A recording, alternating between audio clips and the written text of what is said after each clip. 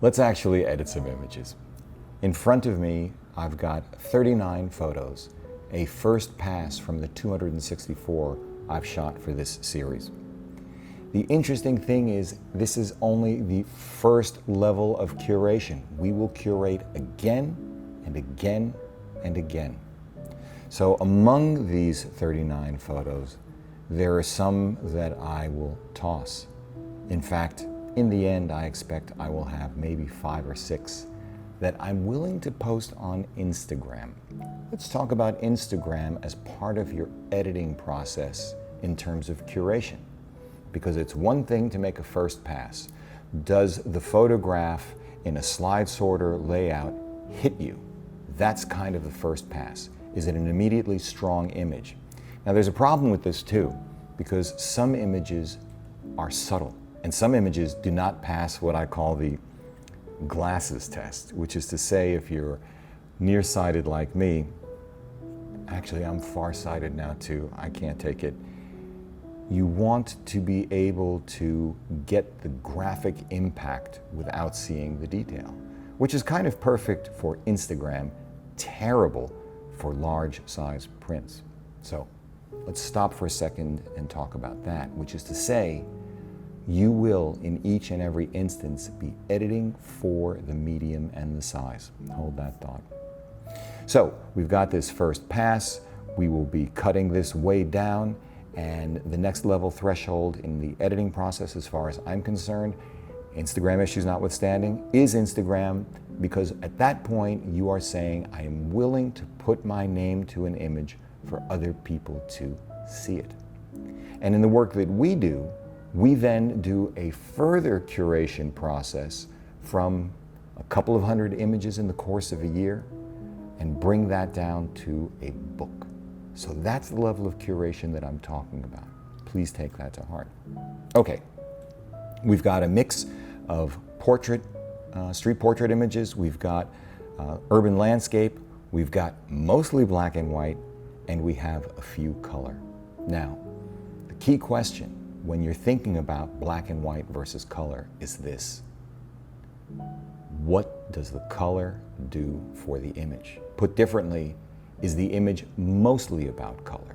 Because if it's not mostly about color, either convert it to black and white or ditch it. You need to be merciless about this. Let's take this image right here of this gentleman who was kind enough to let me take his photograph. I was really struck by the yellow of his shirt against the background. Again, I'm mostly a black and white photographer, but this image is about color. This image is also a great example of what I like to call, when we're doing one-on-one portfolio reviews, a noble failure. What do I mean by that? I mean that it's clear to someone who didn't take the picture what the photographer was trying to accomplish, and yet it doesn't work.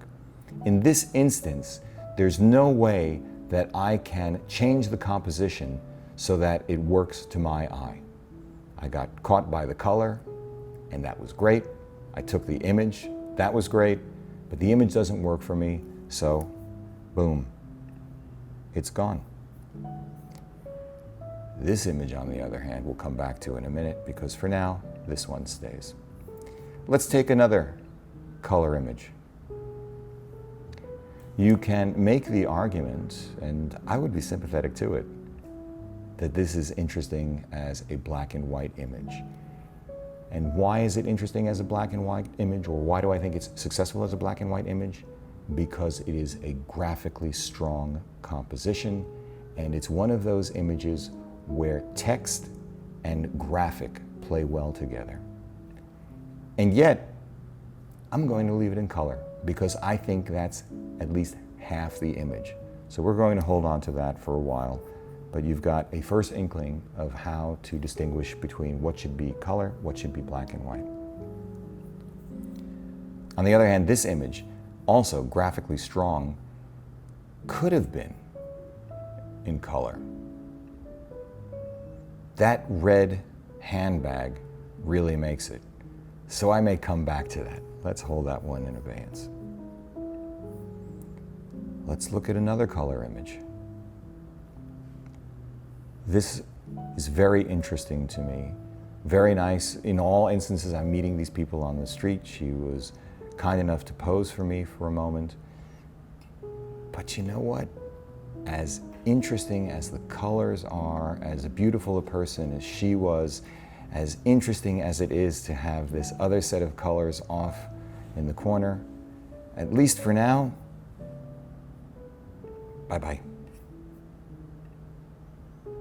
Okay, let's look at another color image. Empire State Building. Here, it's one of a series where I was playing with depth of field and point of focus. Another noble failure in my book, so bye-bye. Let's go back. Since there are so few color images, that's why we're starting with them first. This guy is a character, and the thing that's interesting about this guy is that he just gets more interesting as we pop in. And you can see that there's just tremendous image quality in this image, and that is one of the reasons why I love the gear that I've selected for it. On the other hand, at the end of the day, do I love this image? No. Bye-bye. All right, we're getting closer. What about this image? This is one of the few pieces of street art that has remained in place for years. Deborah Harry. In this instance, what's interesting to me is all of the trash that's sitting in front of it. Is this a compelling photograph? No, I don't think so. I will tell you, however, don't delete your images when you have a reaction like that, because you may come back 6 months later and have a completely different take on it. Okay, so at the very top of the screen, I was coming home at the end of a day. I was exhausted, and I really, literally couldn't see straight. And I thought to myself, how do I communicate that? I took the camera off of autofocus. I manually focused so that it wouldn't be in focus. I slowed down the shutter speed as much as I could, and I started to get images like this. Like this.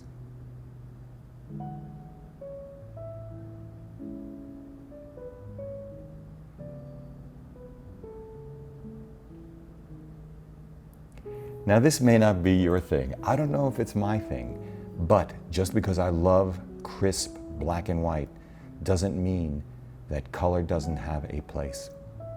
And you have to ask yourself, when you're doing an edit, for whom are you doing the edit?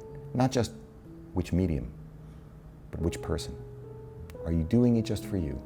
Are you doing it for other people? If you're doing it for you, you want it to best reflect how you felt. That's what will make a successful image for yourself. If you're doing it for other people, let's talk about this for a minute. Because artists don't photograph for other people. They photograph for themselves.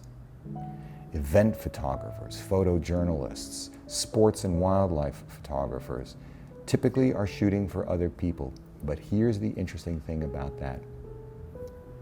I think, and we teach in our workshops, that there is no such thing as objectively great art. Objectively great craftsmanship, yes. Art, no. And why is that? Because as far as I'm concerned, the value of art is a dialogue between the person consuming the art, whether it's a photograph, a painting, food, wine, ballet, dance, music, it doesn't matter. It's a dialogue. It's what the consumer brings to the objet d'art. In other words, it is the sum total of one's life experiences up until the moment he or she trips the shutter. He or she does a first round curation, a 10th round curation, how one chooses to do edits. that determine those choices. So if you are editing for other people, they will not see what you see. They typically will not feel what you feel unless what you're presenting to them is sufficiently universal. So let's get into the next point, which is that you want to find the essence of an image and then ask yourself, what about the image makes it stronger? What about the image makes it weaker? What about the image is neither a strength nor a weakness? The dirty little secret being, if it's neither, get rid of it. If there is something that detracts from the image, get rid of it. If there's something that's positive and needs some work, work it. Let's take an example of an image that just off the bat I kind of like, and yet I'm going to get rid of it because I can't fix it. I already like the framing. This is in Washington Square Park. Interesting enough, I was attracted to the guy because of his hair. You can see that he really likes his hair and he likes his glasses. But in the end, I don't care about that. I think he's interesting. I look right past him. I look right past his hair and his glasses like a really good Savile Row suit.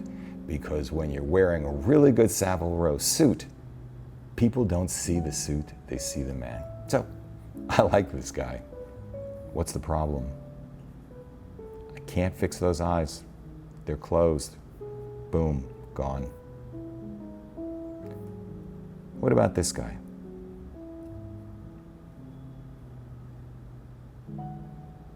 There's a story behind this guy. We'll come back to him.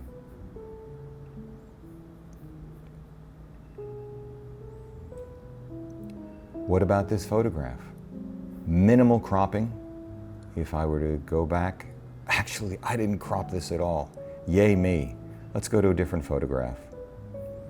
Okay, so what's the crop here? Almost nothing. Okay, I'm getting ahead of myself. Let's go here. Okay, I have a photograph that we can talk to you about. It's a color photograph. It's a keeper as far as I'm concerned. There's so much happening. I love this corner in Soho. But what's really interesting about this is this young woman right here. Now the issue is, originally, she was much darker. And if we go and take a look at what I had to do, I used a mask. Now, I'm not going to get into the fine details of any of these tools. I will simply point them out to you in a blunt force kind of way. And I will tell you that masking is one of the most powerful tools you have. In this case, I used the brush tool in Lightroom. I painted her, and then, as you can see, I lightened her up. That ends up making a big difference to the image, and the color is part of it. So that's an example of using your tools. Let's spend more time now with tools.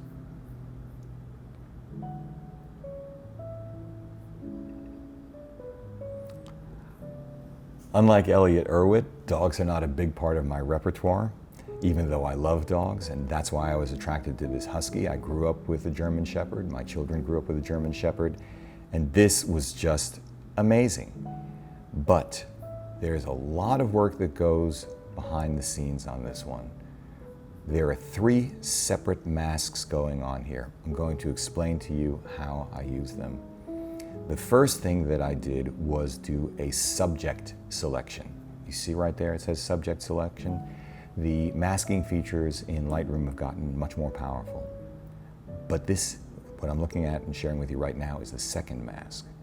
What I did with the first mask is I did a select subject, and then I inverted it so that everything else was a subject of the mask. And I ended up keeping that pretty darn close. Finally, we have a mask here. I'm going to have to punch in. It's a mask of the eyeball. This is a little OCD, but on the other hand, it's really, really very rewarding when you put in that kind of detail and you make the change.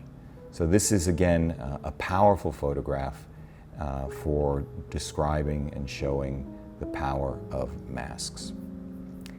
Let's talk about cropping. So this photograph, as you can see, I've cropped in just about like this. I've determined that the rest of this that I've cropped out is extraneous, it doesn't help, I get rid of it. What else have I done with this? I've actually also used geometry, and I tend to use geometry a lot. This is for straightening lines. I typically work with auto as a first port of call because full can get very strange results. And in your own time and in your own way, you will explore these other sliders and get to your own conclusions about what works best for you. Let's talk about a different level of crop. Now, I'm not saying that this is a photograph that's going to make the next round cut for curation. In fact, it definitely won't. But this is also why I like high resolution sensors, because the crop on this bad boy is this. With 47 megapixels available to me, and with the magnificent Apo-Summicron SL35, I can do this kind of thing, and I do it all the time. It saves me the expense of lugging around a 70 to 200, a 100 to 400, a 200 to 600. You get the idea. But as I said, not going to keep that one. Let's take a look at this then. This lovely lady helped me figure out which ferry we should be on. I really liked her. I think her personality really comes out in this photograph, but if she ever direct messages me, I will be happy to send it to her. I am going to let this one go with regret. Let's go to this guy. Walking along First Avenue. What attracted me to this guy? The color of his shirt. Wow. But the color is not important to me. It doesn't make the image, as I said earlier. I get rid of it, and now we get to focus on him. What am I doing here? I've got two masks going. This is a radial mask. I'll ask you to look that up on your own. This is a linear gradient mask. These are powerful, powerful tools, and I'm just giving you a taste of what you can do with a program like Lightroom. Let's go to a couple of urban landscape shots. The power of compression is extraordinary, and there's not very much that I wanted to do with this shot, but let's see what I did. I pulled up the shadows big time, and did I go and do in effects? I left texture alone. I added clarity. I added a little dehaze. By the way, this edit is for Instagram. Here's an important distinction to make. Instagram demands heavy-handedness in the edit because the image is so small. Were I to do a 5 foot on the long side print of this, I would be much more subtle. Just keep that in mind. Let's take a look at this lady. I just love this. Now, I've talked about this before, but let's talk about it again. When you ask someone if they would allow you to photograph them, you are giving because you are letting them know, I find you interesting. I find you worthy. I am investing time in you. Would you like to invest time in me as well? And let's create something together. And that's exactly what happened here. I said, that equipment is really interesting. It's heroic. Can I get a shot of you? I was doing curation in real time before I tripped the shutter by bringing the camera down so that it tilted slightly up. And I'm very, very happy with this. This one stays. Let's go over again to urban landscape here. Often urban landscape borders on the absolute abstract, and I enjoy that. I am fascinated by architecture. That's probably a whole other video in and of itself, but I enjoy this kind of image, and for right now, I'm keeping it. With that said, just so that you see, I've been doing a lot with lighting, highlights and shadows. I've been doing a lot with effects, and I've been doing a lot with geometry. So I encourage you to explore these things. I encourage you to brute force them. Swing those sliders left and right so that you get to understand them. Pay no attention to the numbers. The numbers never mean anything to anybody. They are useful only if you want to replicate that later. But since we're talking about replicate that later, let's talk about LUTs. I don't like LUTs. The very idea that someone would buy LUTs so that they've got a unique look is by definition impossible. However, LUTs can be a wonderful teaching tool, and the LUTs that come prepackaged with a product like Adobe is a great starting point to try out different things, just like they are on Instagram. But in the end, any really wonderful photograph demands its own profile, its own set of changes. So there's really no point saving the profile. Yes, you can do that, but I don't recommend it. Okay, this is an architectural detail, and I love architectural details. I'm not going to end up keeping this photograph because it doesn't stand as a photograph to my standard. However, what we're looking at right here is the Chrysler building. This is supposed to be a tire. This is supposed to be wings. When this was built in the early 1930s, the use of stainless steel was quite extraordinary. And these brick inlays are supposed to be cars. What was this done with? From the street? This was done with the Sigma 90mm f2.8. These I-series lenses are just spectacular. But again, you don't survive light of day. I want to make sure we cover one other thing, which is dynamic range. We've been talking about how to edit dynamic range by using masks. But the other way that you can manage dynamic range is through HDR. Okay, so in an earlier video, I discussed with you the notion of exposure bracketing. And the way that I tend to do that is 3 images, 1 stop, exposed the way I think it should look based on my eye, and then it will automatically in rapid succession take 2 other shots, 2 stops underexposed, 2 stops two stops overexposed, and then the merge is really incredibly simple. What I'm going to do is show you how that's done.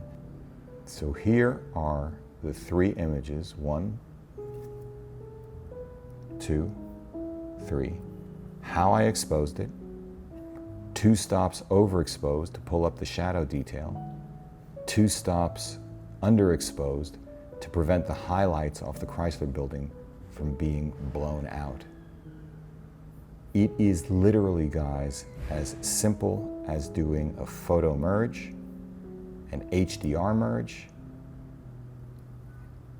and an application like Adobe just does everything else for you.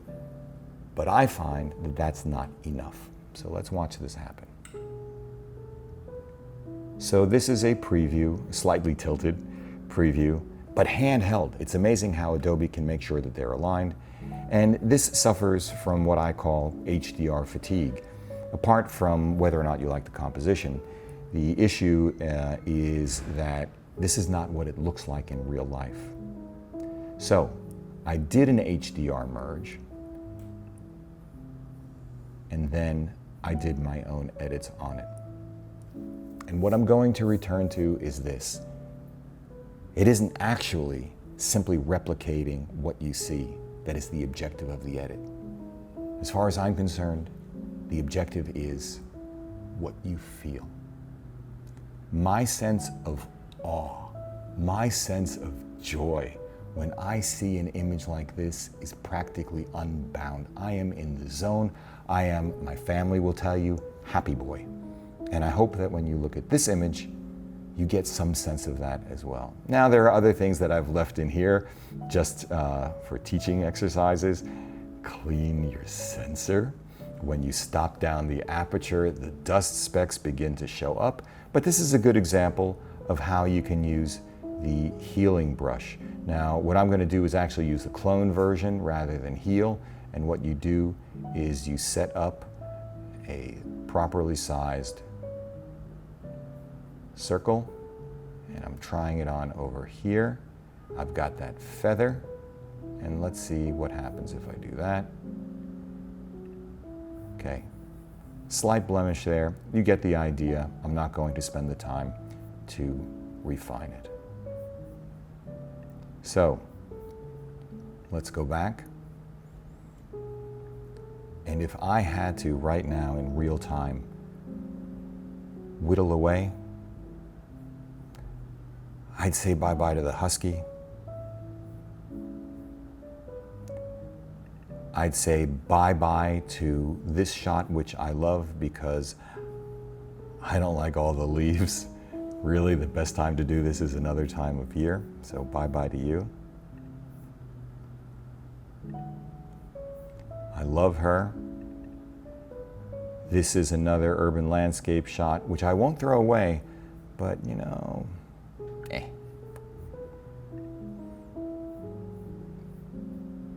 I like this shot. She was absolutely lovely, but no there. I said I would talk about this guy a little bit, but you know, the conversation that he and I had was so unexpected and so sad that I'm just going to not include any further discussion other than to say this gentleman is lovely and I hope he does well.